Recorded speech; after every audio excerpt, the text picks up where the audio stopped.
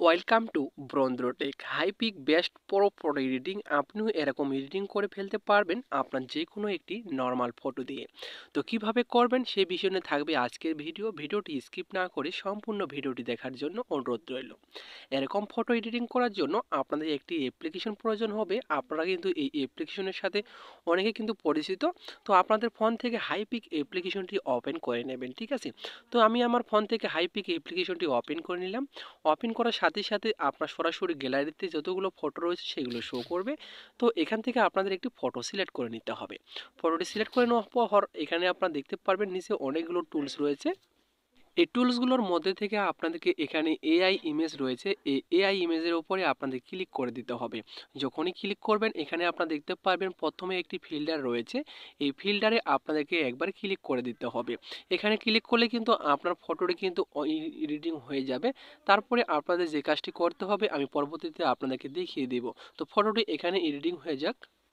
তো ভিউয়ার্স দেখতে পাচ্ছেন অলরেডি কিন্তু ফটোটি কিন্তু এডিটিং হয়ে গেলে কত সুন্দর একটি ফটো কিন্তু এডিট হয়ে গেছে।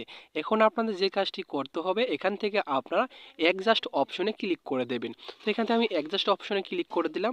অ্যাডজাস্ট অপশনে ক্লিক করার পর এখান থেকে আপনারা এর ফটোটি আপনি এখানে ক্রপ অপশনে ক্লিক করে ফটোটি ক্রপ করে নেবেন, ঠিক আছে।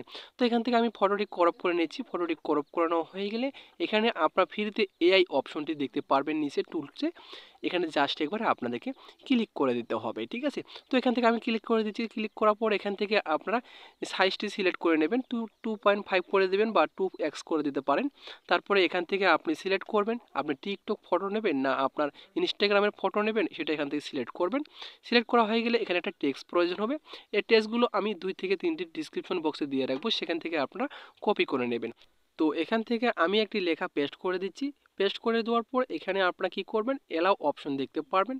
এলাও অপশনে ক্লিক করে জেনারেট অপশনে ক্লিক করবেন। ক্লিক করে দেওয়ার সাথে সাথে ম্যাজিকটি আপনি দেখতে পারবেন। তো অলরেডি কিন্তু ফটো এডিটিং হয়ে গেছে, দেখতে পাচ্ছেন এখানে 3টি ফটো এডিটিং করে দিয়েছে, কত সুন্দর সুন্দর ফটো এডিটিং।